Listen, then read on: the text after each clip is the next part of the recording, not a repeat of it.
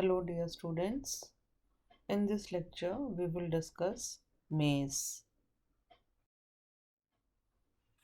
Botanical name of maize is Zia maize, and Hindi name of maize is Makka or Bhutta.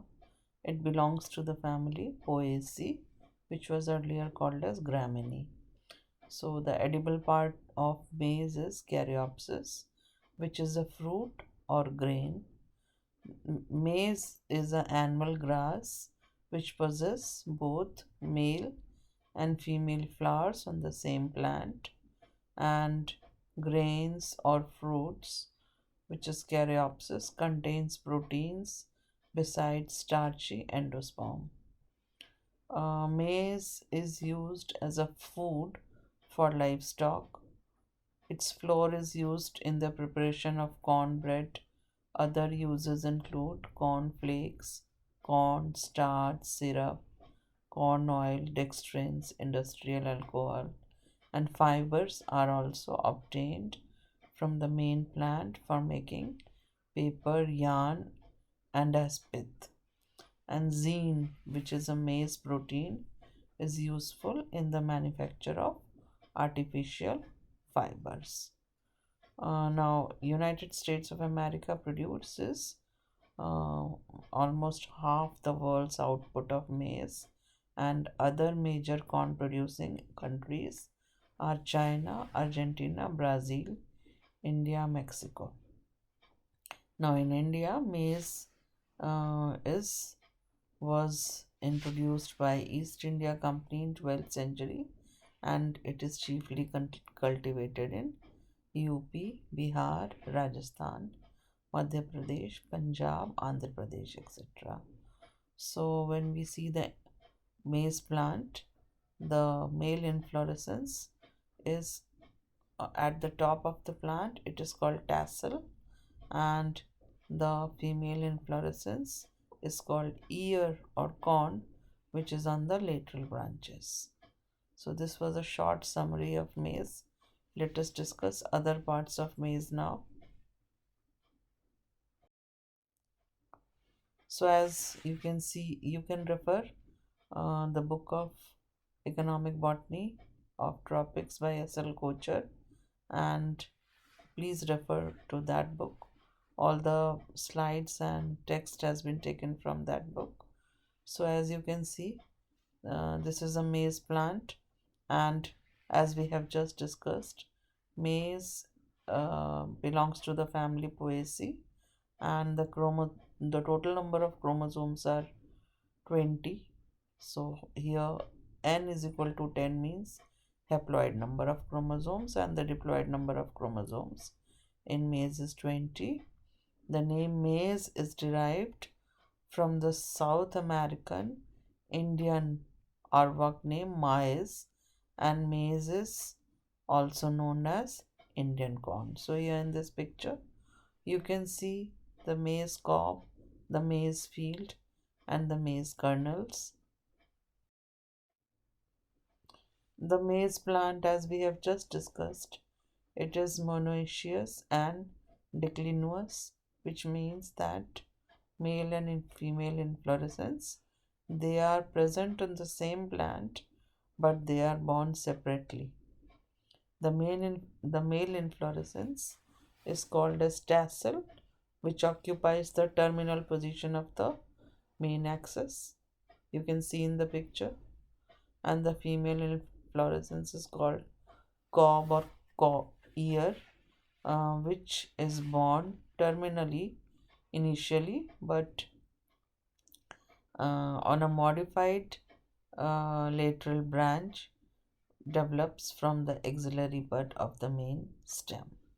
So here in this picture you can see tassel and cob, female inflorescence, which is called ear, and you can see that these hair-like structures which are coming out of the cob, they are called they are called silk, which is actually the style part of female flowers. So botanically, a corn kernel, which is a grain, is Caryopsis. And what is Caryopsis? It is a dry, one-seeded, indehiscent fruit where the pericarp is fused with the seed coat and it forms a tough protective covering. So, unlike other cereals, the rachis of the maize does not dehisce at the maturity, and therefore there is no mechanism for seed dispersal, and the seeds are dispersed only with the help of man. That is why it is called pampered corn. The mature kernel is made of four major parts: the tip cap, the pericarp and seed coat, which are together known as hull, the endosperm, which is the major part of the kernel, and the embryo or germ. So, the relative proportion of components of typical dent maize, which is a kind of maize, on a dry weight basis is 82% endosperm, 12% embryo, and about 5% hull and 1% tip cap. So, here in this picture, you can see a kernel showing embryo and endosperm. Now, the tip cap consists of remnants of the tissue where the grain is joined to the cob, and at maturity, the spongy cells of the tip cap at the point of attachment to the embryo or germ forms a black tissue, the hilar layer, which serves as sealing mechanism. Now, the second point says that the hull is composed of several layers of pericarp cells, and the integuments or seed coats are represented by non-cellular remnants. A silk scar is present on the pericarp at the apical end of grain. The third point says the endosperm constitutes the main bulk of kernel, and the outermost layer of endosperm, which is just underneath the nuclear epidermis, is the aleurone layer where most of the stored proteins are deposited. Then, the greater part of the endosperm consists of cells packed with starch grains. The maize endosperm is of two types: hard, flinty endosperm, which is opalescent in appearance and contains a high proportion of protein, and the other kind is starchy type, which is white and more floury in appearance and softer in texture. So, the proportion of these two kinds of endosperm in the kernel varies with the variety, and also the color differs greatly with variety ranging from white to yellow, red, and purple to almost black.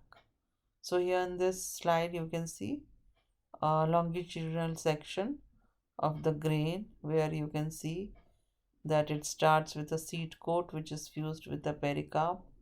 Then you can see yellowish endosperm here. Then the cotyledon is represented with reddish color, and then you have layers of aleurone, and the germ has colupatile colyoriza, and on the other picture shows the starch grains which are present in endosperm. So the fourth part of the grain or the longitudinal section of the grain shows the embryo, which occupies a small area in the grain and which lies at the base and in close contact with one of the faces of endosperm. It consists of plumule, radicle, and scutellum. The plumule and radicle are enclosed by a sheath known as coleopatile and coleoriza, and the scutellum or the cotyledon is an oval shield shaped structure. So the embryo is relatively rich in fats, which is about 6%, minerals proteins, and sugars. The high percentage of fats in the maize kernel, in comparison with other cereals, makes it suitable for oil extraction. So, please refer to SL Gocher for the diagram, black and white diagram, where you see the different parts of the grain, and this the colorful diagram. This I have taken from internet. So these are these two diagrams represent the longitudinal section of maize. So you see all these details when you cut the section of the maize. Now when we see what are the varieties of maize, so there are many varieties of maize, and there are it depends on what is the percentage of starch in it. So the types of corn we will not discuss much in this lecture. We will just describe the types and what are the major features and their botanical names. So first is your dent corn, which is Zea maize variety indentata, and this is the most widely grown type of maize and is characterized by a depression or the dent at the top of the kernel, where it is chiefly composed of soft starch that is easily forms paste with water. So in this picture you can see that figure D is representing dent corn, because you can see a dent or a depression in this kernel. So these are the different, this picture is showing dent corn, flint corn, popcorn, and sweet corn. And flint corn or Yankee corn is Zea maize indurata. Here the central part of the endosperm consists of soft starch surrounded by on all sides by very hard, horny, transparent endosperm. So in this picture it is represented by C. Then third type is sweet corn, which is Zea maize variety saccharata, and this the kernels have relatively large proportion of sugar to starch, and in this picture it is represented by E. Fourth is flour or soft corn, which is Zea maize amylacea, and the kernels are made primarily of soft starch with very thin oily thin layer of hard flinty starch all around the kernel and with little or no denting. The fifth type is waxy corn, which is Zea maize ceratina, and it is named because of somewhat waxy appearance of the endosperm when cut or broken. The next is popcorn, which is Zea maize variety everta or Zea maize praesox, and this is characterized by high percentage of hard starch, then flint maize with little soft starch in the center, and the last one is your popcorn, which is Zea maize variety tunicata, and it is now being grown only as a curiosity and is of no commercial importance. However, it is of considerable interest in experimental studies concerned with breeding and origin of maize. So these are the different varieties of corn we have just discussed, and these are the pictures of different types of corn: dent corn, flint corn, popcorn, and sweet corn.